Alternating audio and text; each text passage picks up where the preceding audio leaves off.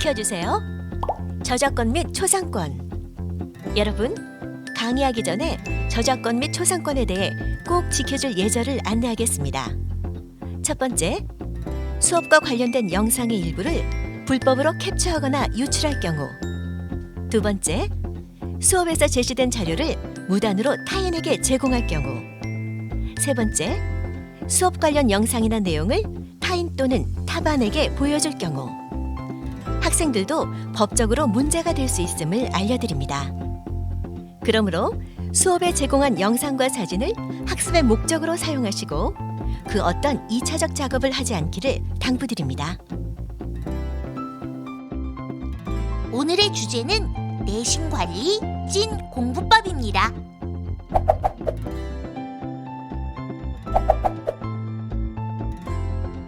내신 성적은 어떻게 산출되는 것일까? 수능 성적은 어떻게 표기되지? 성적을 올리려면 어떻게 해야 하나? 효과적인 학습 방법은 무엇일까? 진로 목표를 달성하려면 학업 성취 수준과 학습 방법에 대한 점검이 필요합니다. 이번 시간엔 학업 성취 수준 및 학습 방법에 대해 알아보도록 하겠습니다. 효과적인 학습 방법을 통하여 자기주도적 학습 계획을 실천하시기 바랍니다. 이번 시간에 학습 목표를 알아볼까요? 첫 번째, 나의 학업 성취 수준과 학습 방법을 점검할 수 있다. 두 번째, 자기 주도적 학습 계획을 실천하기 위한 효과적인 학습 방법을 찾을 수 있다입니다. 원하는 분야에서 성공하려면 진로 선택과 학업 성취를 잘해야 합니다. 적성을 파악해서 나에게 맞는 분야와 목표를 정해 나가는 것이 진로 선택이며 자신이 선택한 분야에서 요구하는 학습 역량을 달성하는 것이 학업 성취입니다. 특히 정보화 사회에서는 새로운 지식을 쉽고 효율적으로 습득할 수 있는 능력과 계속적인 학습 능력을 갖춰야 하고 자기 주도적 학습을 지속적으로 실천해야 합니다.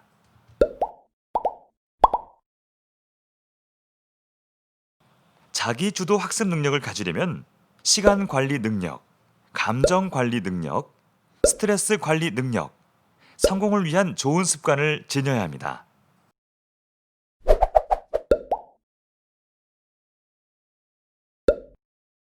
천재라고 불리는 아인슈타인은 시간을 탁월하게 사용해서 성공한 사람입니다.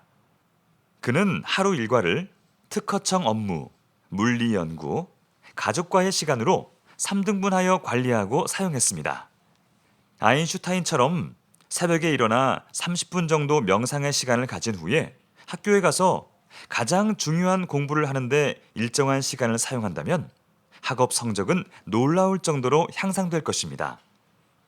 두뇌는 수면을 취하는 무의식의 시간 동안에 낮 시간 동안 미뤄왔던 휴식과 통합과 정리의 시간을 갖게 되는데 수면 바로 전에 어떤 공부를 할지 결정하는 것은 성품의 형성에도 큰 영향을 미치게 됩니다. 그러면 내신 성적은 어떻게 산출되는 것일까요? 학생부 점수 지표는 등급, 원점수, 평균, 표준 편차입니다. 단위수는 주당 수업 시수이고 원점수는 학생이 시험을 통해서 취득한 점수이며 과목 평균은 그 과목을 이수한 학생 전체의 평균이고 표준 편차는 평균을 기준으로 학생들의 점수 분포도를 말하는 것입니다. 성취도는 교과 성적을 학업 성취 기준에 따라 A에서 2로 표기하며 수강자 수는 해당 과목을 수강한 학생의 수이고 석차 등급은 수능과 마찬가지로 9등급으로 나눠지는데 수능에서는 동점자일 경우에 최고 석차를 인정하지만 학생부에서 동점자는 중간 석차를 인정합니다.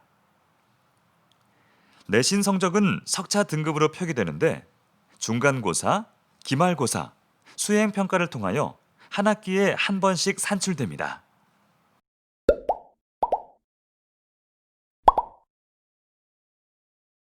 내신 9등급제는 해당 학기에 이수한 과목의 석차 100분위를 활용하여 과목별 석차 등급을 부여하는 방법입니다. 전체 이수자의 상위 석차 100분위를 순차적으로 적용하여 4%까지 1등급, 누적 11% 2등급, 누적 23% 3등급, 누적 40% 4등급, 누적 60% 5등급, 누적 77% 6등급, 누적 89% 7등급, 누적 96% 8등급, 하위 4%는 9등급입니다. 진로 선택 과목의 경우 현행 고3은 석차 등급이 산출되지만 고2부터는 석차 등급이 산출되지 않고 원점수와 과목 평균 그리고 ABC의 3단계 성취도로 평가합니다.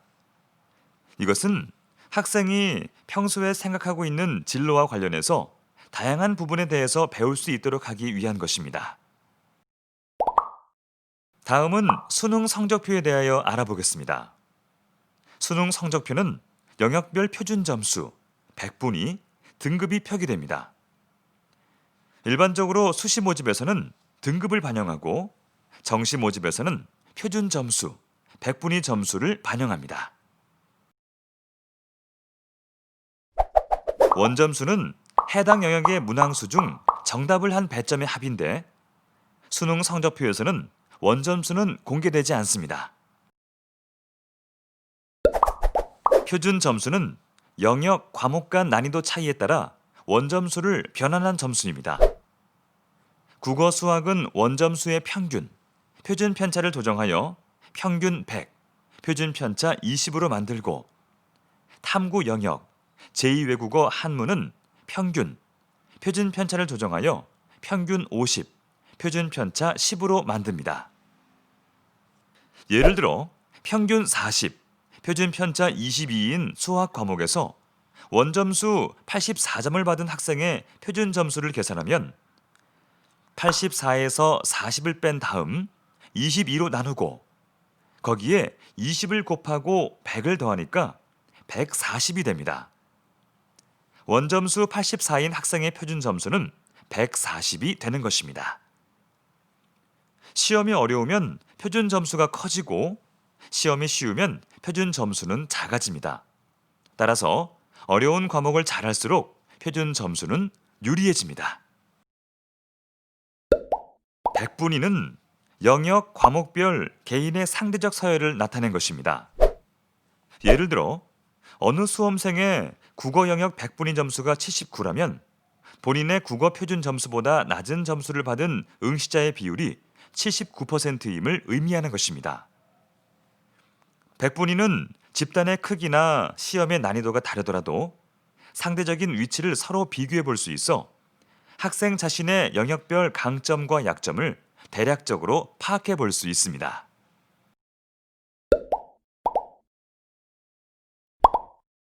등급은 표준 점수에 근거하여 9등급으로 산출합니다. 등급은 수시 모집에서 최저 학력 기준으로 사용되기 때문에 수시 모집에 응시하는 학생들은 지원 모집 단위의 최저 학력 기준 충족 여부를 확인해야 합니다. 절대 평가 과목인 영어와 한국사는 수능 성적표에 등급만 표기됩니다. 등급은 원점수를 기준으로 산출되는데 영어는 90점 이상 1등급, 80점 이상 2등급, 70점 이상 3등급, 60점 이상 4등급 등이고 한국사는 40점 이상 1등급, 35점 이상 2등급, 30점 이상 3등급 등입니다. 등급 경계선에 있는 학생들은 상위 등급을 받을 수 있도록 노력해야 합니다. 또한 2022학년도 수능부터는 제2외국어 한문도 절대평가로 전환됩니다.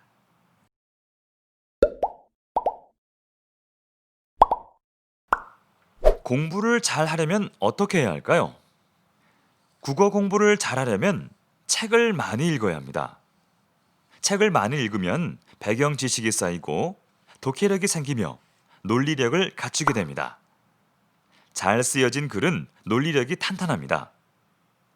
글을 읽는다는 것은 글 속의 내용을 파악하는 것인데 글을 문단으로 나누고 문단의 뜻과 요지를 파악하여 글쓴이가 궁극적으로 주장하는 바가 무엇인지 판단해야 합니다.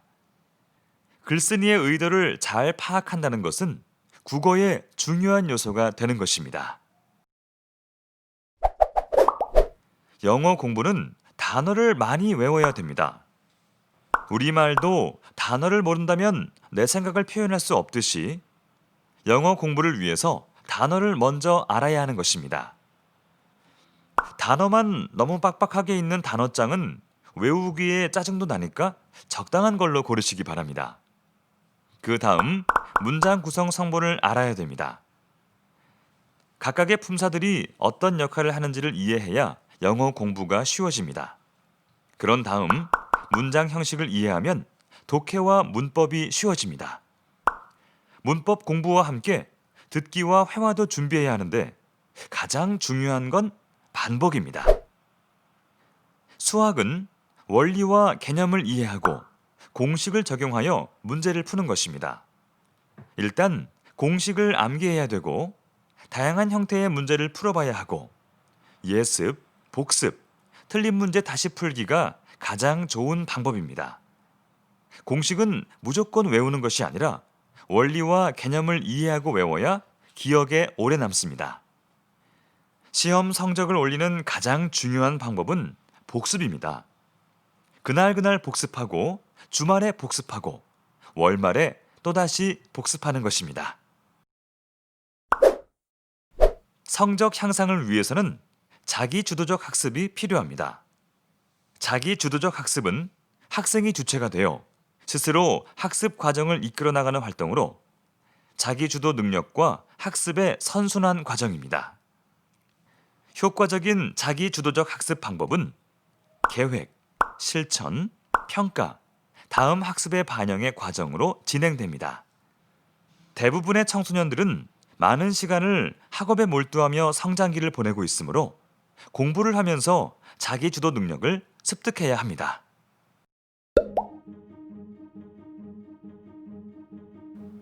지금까지 배운 내용을 정리해 볼까요?